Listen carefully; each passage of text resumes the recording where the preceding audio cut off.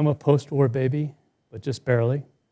1946, so my dad was a vet, not of the Pacific, but of Europe.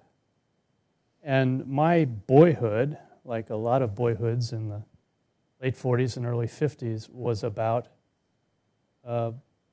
reliving the war, learning about your father, playing soldier, men at war comic books, the whole 9 yards.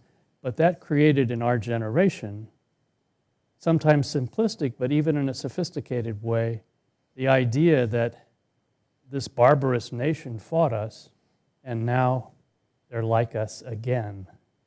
When I was a fairly young kid, 10 or 12, I saw a movie that you may remember, Bridge on the River Kwai.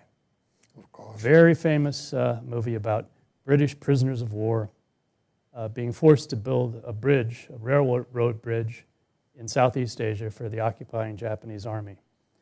And that whole movie, with all its ins and outs, intricacies, violence, I was most struck by the Japanese colonel, chief officer of the prison camp. And I was struck by the fact that he spoke English, had studied, I think, engineering at a California university, and then the war came, and I puzzled over that for years.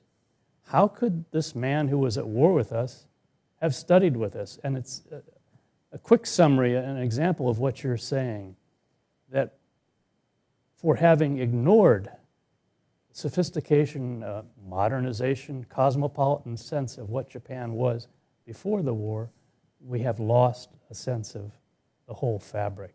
And what we're doing with this MOOC, with visualizing cultures, is to try to reestablish for our imaginations, for everyone's imagination, what the whole culture was, how deep it was.